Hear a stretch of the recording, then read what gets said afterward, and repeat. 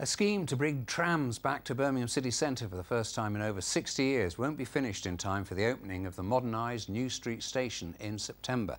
However, we are promised that trams will carry their first passengers by the end of the year.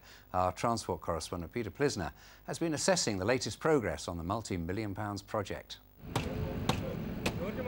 Laying concrete in Birmingham for tracks that will eventually carry trams back into the city centre. And this is what it looks like when it's finished. Almost 70% of the track for the new line is now down. The work's been done in 100-metre sections to minimise disruption. But according to the man in charge, it's all still quite challenging. Logistics-wise, it's quite tricky. We're getting sections of rail delivered overnight and very, very early in the morning, offloading them before businesses even open, and we get the install. Once we get them into our work sites, the install goes in pretty quickly.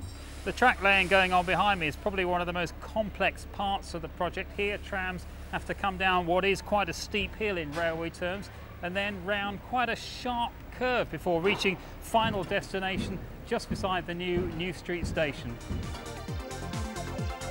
And this video shows what it'll look like when it's finished, trams gliding to a halt right next door to the station, but hopes that it might be completed by September when the new station opens have now been dashed. We originally said back in 2009 that we hoped to be open for the summer of 2015. Unfortunately, then we had sort of 18 months before we actually got the funding. So we've worked really hard to make sure that we're still hitting 2015, and we're really proud of the work we've done to get that. But the good news is plans to extend the metro even further are gathering pace. The next extension is Centenary Square. From there we'll carry on to Edgbaston. We're working in the Black Country to extend down to Wolverhampton Railway Station, and we're also working with HS2 about extending down to Eastside. And that means that these new trams already running on the existing line from Birmingham to Wolverhampton will be seen all over the city in the future. Peter Plisner, BBC Midlands Today in Birmingham city centre. It's 18 minutes to 7. This is our top story tonight.